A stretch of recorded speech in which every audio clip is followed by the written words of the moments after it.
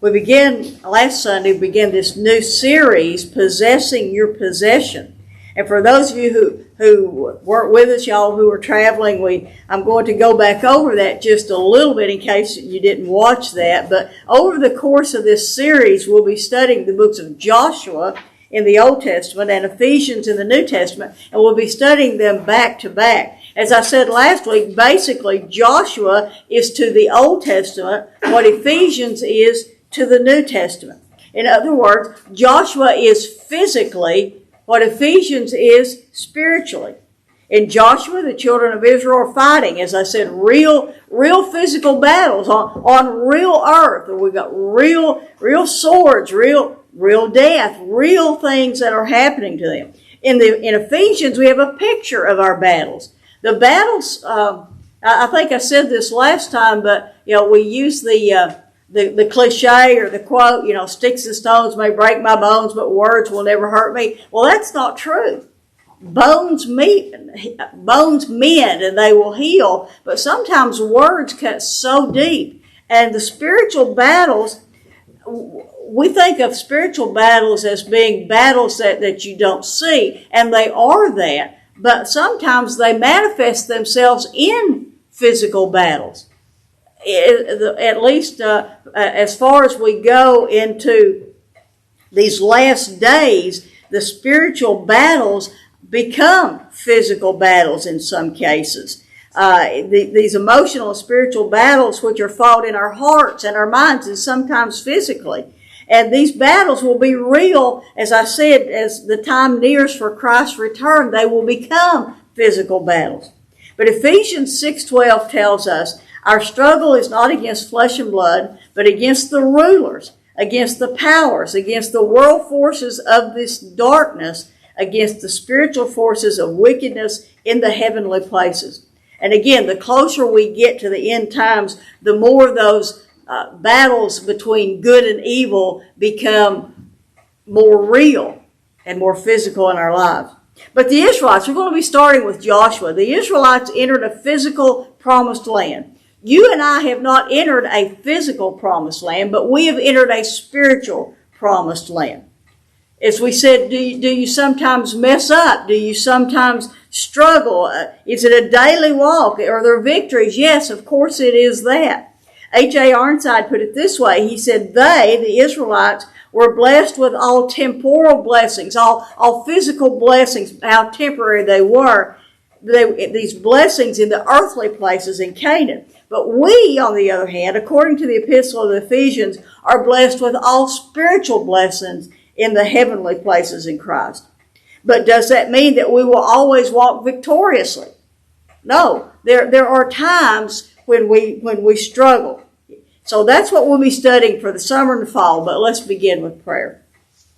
Father, as we dig into this new study, I pray that you will open our hearts and minds to see the types and the shadows and the connections between the Old Testament pictures and the New Testament realities. May we see these. May we understand and grasp the Old Testament as real historical accounts, but yet preserved for us, that we may learn from them and draw from them in our daily lives. I pray, Father, that you will open these words to our understanding, that we may serve you better and stronger and more as we walk in this place today. We praise you this morning in Jesus' name.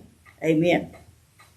So last week we introduced Joshua, and I'm not going to rehash everything, but basically we saw that as the book of Joshua opens, as we place it in history, in the physical event, the children of Israel were camped on the eastern side of the Jordan River. Now, I didn't bring a map for this, but what I think of when it goes through my mind, when I think of that and I visualize a map in my mind, the Jordan River running north to south, Jerusalem and all of Canaan is on the left-hand side, the western side, toward the Mediterranean Sea, and they're camped to the east on the right-hand side. So think about it, and right and left hand is how I think about it. So they're camped out on the right-hand side of the Jordan River, and they've been there for 2 years.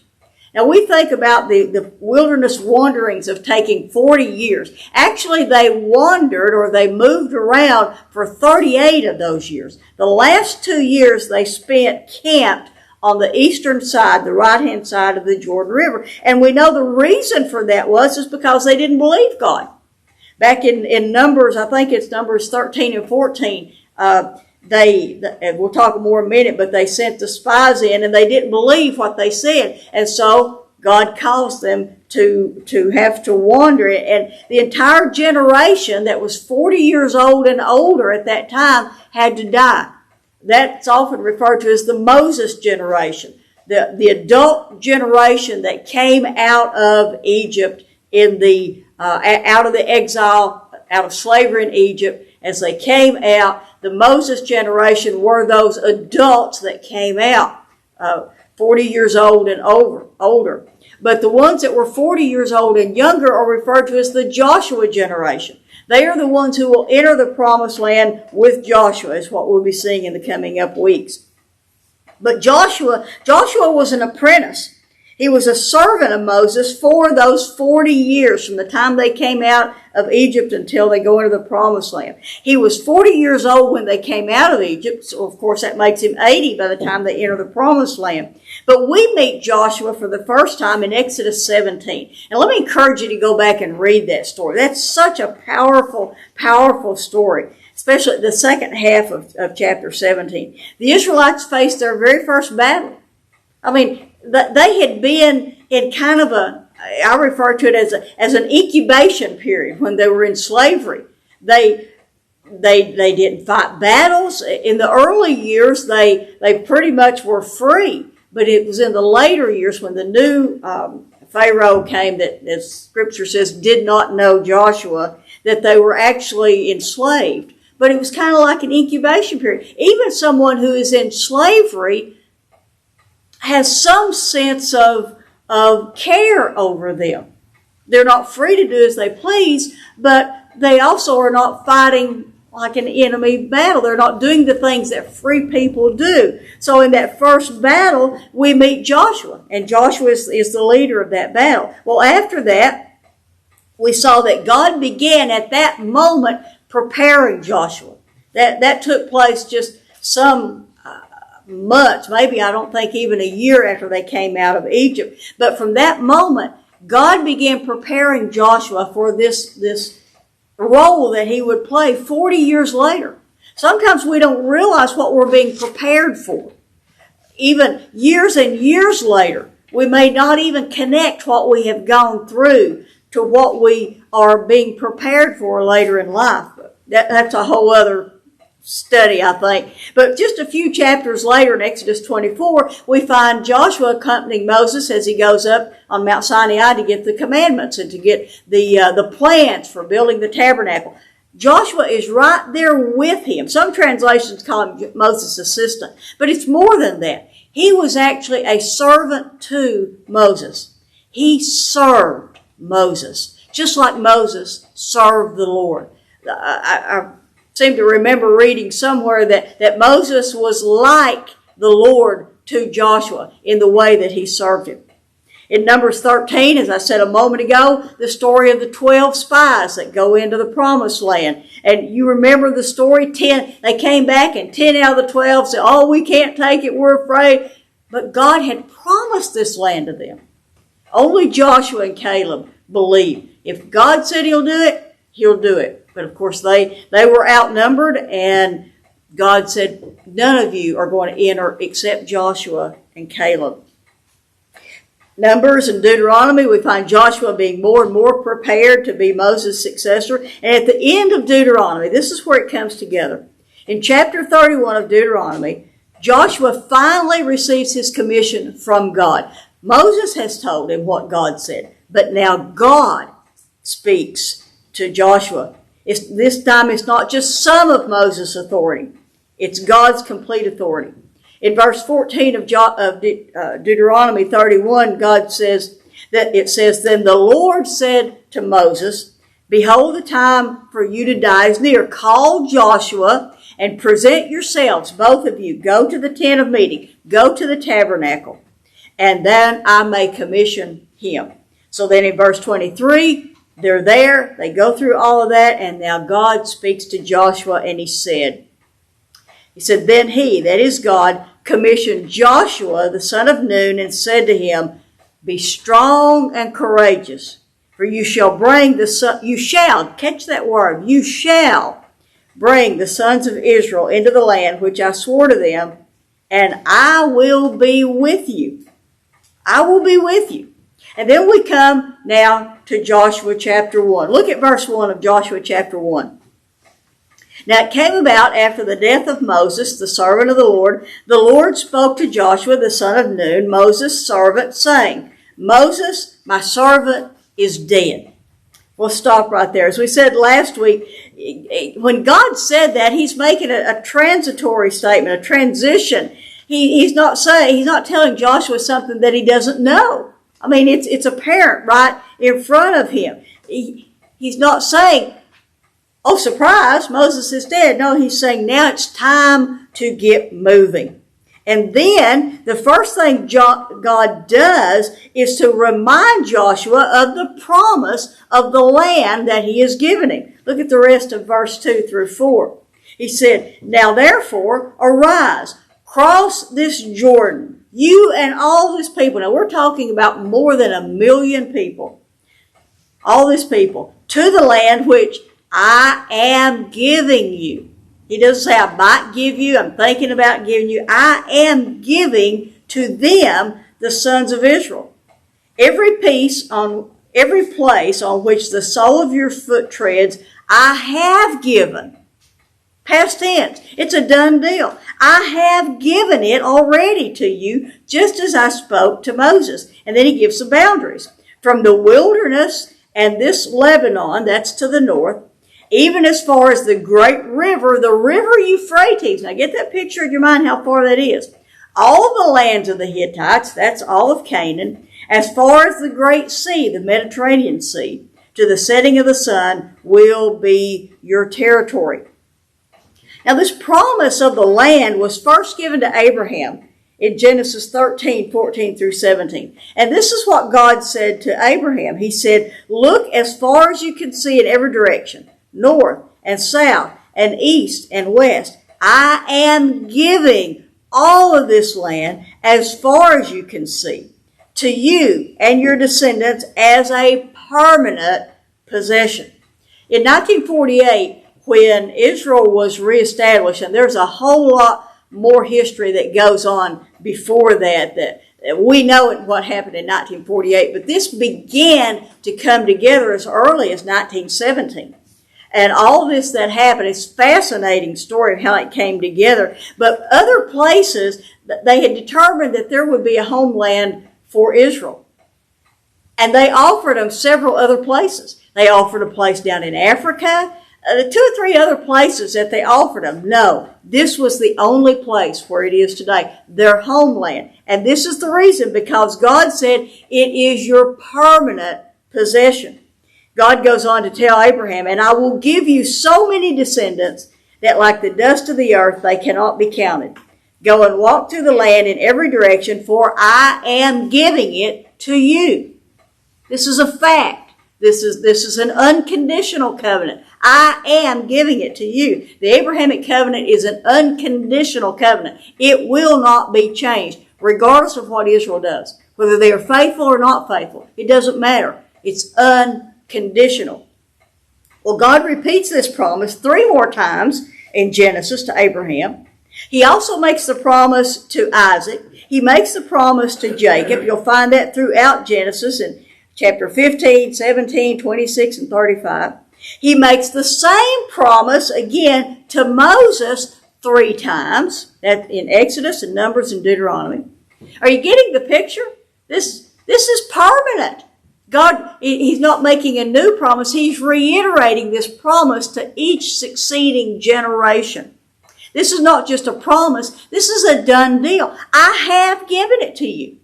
It doesn't make any difference what you do. I have given it to you. It's like our children. It doesn't make any difference what they do. They are our children. I have given it to you. And then God reminds Joshua that he will be with him just like he had been with Moses. Verse 5. No man will be able to stand before you all the days of your life. Just as I have been with Moses, I will be with you. I will not fail you nor forsake you. I mean, when you read things like that in the Bible, and I know you like your iPad Bibles and your digital Bibles, but I'm telling you, you need a Bible in your hand that you can circle that. I will. I mean, especially in the Psalms. I will. The promises that God makes. I will. Of course, I guess you can do that digitally. But, I mean, you just need to hold it in your hand. It's just there's something about that. I will be with you. I will not fail you nor forsake you. So God repeats this. He repeats the very first words that he spoke to Joshua. Chapter 6, he says it again. Be strong and courageous. But this time it comes with marching orders. For you shall give this people possession of the land. Here we go. Which I swore to their fathers to give them. This is your marching orders. This is what you must do. Yeah, it's one thing to say, back as we saw last week, back in Deuteronomy, and where God is telling Joshua, you're going to be the ones to lead them in, and I'm going to be with you. And it's one thing to say that one of these days you're going to be leading this people, and Moses is standing there right beside of you still alive. It's something else when Moses is gone. And now you've got to lead these people. Now Moses is dead, and God said, you shall give this people possession of the land. You imagine Joshua gulping. That's his mission. I don't care how much he feels like how much he's been trained for it. There's still that first time. So how's he going to do it? God's next words in verse 7 says, only be strong and very courageous. Now your translation may word that a little differently. New American Standard said, only be strong and very courageous. But the word only here is not a qualifier. It's not like you would say, I'll give you tickets to the ball game, only you have to stay for the whole game. Now, this means do nothing else. We can put it this way, be strong and courageous only. Be that only. And he goes on to say, be careful or observe to do according to all the law which Moses, my servant, commanded you. Do not turn to the right or to the left. Why? So that you may have success. Actually, that phrase, have success, literally means act wisely. It doesn't mean, we take it sometimes to be, successful in life. No, it means you will act wisely wherever you go. It's do nothing else. Be strong and courageous only, so that. And this is how you're going to be successful. And as I said, the word for success means to act wisely. We could put it this way, so you will make good decisions. Be strong and courageous, so you will make good decisions everywhere you go. But God doesn't stop there. He goes on to explain to him just how to do that according to the law. Verse 8, this book of the law. Now at that time, all he had was the first 5 books, what we call the Torah. Genesis, Exodus, Leviticus, Numbers, Deuteronomy. That's all they had. 5 scrolls. That's all they had. This book of the law, it's all referred to as the law, shall not depart from your mouth, but you shall meditate on it. Speak it, that word means to speak it aloud. It means to mull it over in your mind. It means to think about the word. You shall meditate on it day and night. Why? So that you may be careful. You may be full of care to do according that all is written in it. Then, if you do that, then you will make your way prosperous and you will have success. You will act wisely. God's next words then would lead us to believe that even after all of this, Joshua's still a little bit nervous about it. So he's still a little bit scared. You remember when we just came off of studying Acts, you remember how we determined that Paul was discouraged when we would read that such and such happened and it encouraged him. Well, how are you going to be encouraged, or how is God going to say, don't be afraid if you were not afraid? if you were not discouraged. And so we pick up on that. Verse 9. Have I not commanded you? And here God's he's getting a little bit strong with you. I mean, go back to verse 8. God has told him all this, and maybe he's still a little white-faced. He's still a little nervous, a little shaky. And God says, look, have I not commanded you? This is not a choice. This is a command. Be strong and courageous. Do not tremble or be dismayed. For the Lord your God is with you wherever you go. No matter what we do, you and I, no matter what we do, no matter how adept you are at doing whatever it is you do, every single one of us had a first time we did it. It doesn't matter how good, how experienced you are at it. I don't care what it is. There was a first time you did it. And you may have been a little bit nervous. You may not even remember the first time you did some things. You know, in growing up with my mother, my grandmother, I can't remember the first time that I helped with canning. I can remember the first time I did it on my own and had to keep going back reading the instructions. Same way with teaching Sunday school. I can't remember the first time I taught a Sunday school class or a Bible study. But I do remember very distinctly the first time I had to plan and do a memorial service, because it was for a very good friend for his mother. And I was a basket case because I wanted it to be right, and I had never done anything like that before. There's always a first time. But Joshua was terrified. He was the one in charge now. He was the leader. He couldn't ask Moses for advice. He couldn't go to his supervisor. He couldn't go to the one who had taught him. Moses is gone. He had to do it on his own. I remember another time we were teaching through this, and you remember those wristbands and those bumper stickers that said WWJD, you know, what would Jesus do? And we said Joshua wanted one that had WWMD. What would Moses do? How am I going to get through this? Now, he's the one that the people look to for direction. Before, they could have looked to him, but he could have looked to Moses. But now they're looking at him. God promised, though, in verse 9, that he would be with him, and he would always be with him. I will be with you wherever you go. And so, Joshua, it's time to move. In the rest of this chapter, Joshua takes command. And he begins to make preparations for crossing the Jordan River. We'll talk about the river next time, in the next couple of lessons. Actually, the chapter 3, we'll get to actually talking about the river. But something takes place in between that getting ready and the time they actually cross over. But in this time, he says that they are to begin making preparations.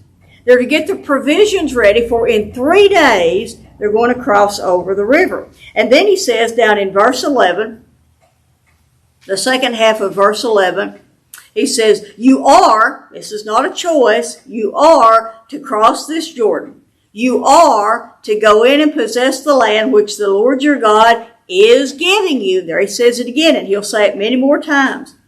The land the Lord your God is giving you to possess it. It is yours, but you have to do it. So why 3 days? Well, there's a couple of reasons for that. We'll talk about one of them in another lesson, but just think about that. They've been camped there for 2 years. It's one thing if you go camping for the weekend and you just sort of put stuff anywhere until you can gather it up and leave. Or if you're traveling on a trip and you're just going to be somewhere overnight, you leave or at least we did, leave your clothes in the suitcase and just pull them out as you need them. But if you know you're going to be there days, you take the clothes, you put them in the drawers, you just make yourself at home. They'd been there 2 years. It's going to take more than a few minutes to pack up and get ready to cross. So 3 days, 3 days later. There's 2 reasons for that. We'll talk about the other one later. But this new people, as we've said earlier, is sometimes called the Joshua generation. And they promised to follow Joshua. And they do a pretty good job of it, as we'll see. There are some fallings away, but they do a pretty good job of it. But look at verses 16 through 18. And they, that is this multitude, this Joshua generation, answered Joshua, saying, all that you have commanded us we will do, and wherever you send us we will go. And just as we obeyed Moses in all things, and this second generation did that, so we will obey you. Only, not a qualifier, but only, sir, only may the Lord your God be with you as he was with Moses. Anyone who rebels against your command and does not obey your words and all that you command him shall be put to death. Only be strong and courageous, or be strong and courageous only, and nothing else. Those very words that God had told Moses to speak to Joshua, and then God himself spoke to Joshua, are now being reaffirmed by the people. I mean, I don't know about you, if you've ever been in a situation where you really felt like God was leading you to do something, and then from someone else that had no clue what was going through your mind, they reaffirmed that to you. It's just such a blessing from God to hear an affirmation from someone else that did not know you were struggling with that. But now, think about this for a minute. The promised land never fully became the possessed land. The Israelites never fully possessed the complete promise. Even to today, they have never fully possessed all the land that God had promised them. The original promised land encompassed over 300,000 square miles.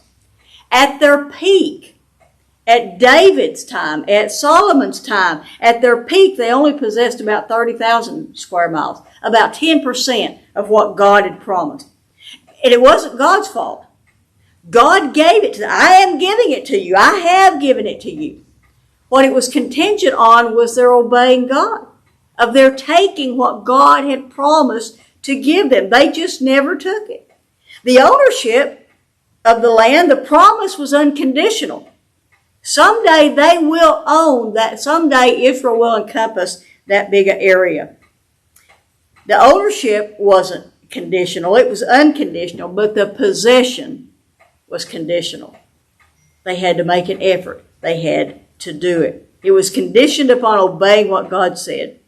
One writer said, how much of our inheritance have we really appropriated?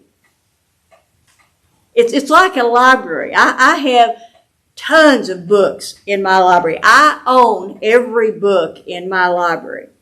They are in my possession, but I haven't read them all, so I don't possess them all. I haven't taken advantage of all the knowledge and all the information that is in the book. They belong to me, but I haven't appropriated the knowledge. As Christians, we have been given every promise in this book. The promises originally were made to Israel. The promises we have been grafted in. We are of Abraham's seed, of Abraham's descendants, because of our faith and our belief in Jesus Christ. And so the promises, there are promises that are historical, of course, has to do with things that he said to the prophets. Of course, they aren't said to us. But the promises that God made to his people, to his church, are ours. The thing of it is, do we possess every promise? No. Have we appropriated every promise? No. The first time I talked through Joshua, I just had this thought, well, if there's so many promises in there, can I just open the book and find a promise? You ought to try that sometimes. Yes, you can. At that time, I opened the book and it opened to Hosea. I thought, I know the story of Hosea. Bless his heart, that prophet sent to marry the prostitute, and as a picture of Israel, leaving and going into idolatry. And I thought, where's the promises going to be here? And so I just started reading. And in chapter 1, verse 10, in the midst of God's rebuke of Israel, I read, yet, no matter what, yet the number of the sons of Israel will be, there's a promise, like the sand of the sea, which cannot be measured or numbered. And it will come about, there's a promise, that in the place where it is said to them, you are not my people, it will be said to them, another promise, you are, another promise, the sons of the living God. And the sons of Judah and the sons of Israel will be gathered together, and they will appoint for themselves one leader, and they will go up from the land, for great will be the day of Jezreel. That will come in the millennial reign. Promise after promise after promise after promise. So if you're new to looking for promises, let me encourage you to look for promises. Start with John chapter 14. Go back to some of the Psalms. Just circle the things where God makes a promise. This will happen. I will do this. Facts that you can count on. John 14 is filled with more promises than we can imagine.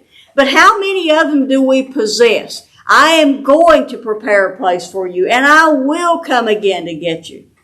Promises. How many of God's promises strengthen us in our daily walk? Hopefully, by the time we finish this study, you will be possessing more promises than you ever knew were there. So think about this morning. What has God called you to do? It doesn't have to be some big and grandiose thing. It may just be a witness in your daily walk, which we should all be doing that. Whatever God has called you to do, whatever it is, He has promised to never leave you nor forsake you. So be strong and courageous only. Do that only and nothing else. And God will walk with you. So let's pray. Father, it's easy to say these words. Sometimes it's not so easy to live them. And so I pray, Father, that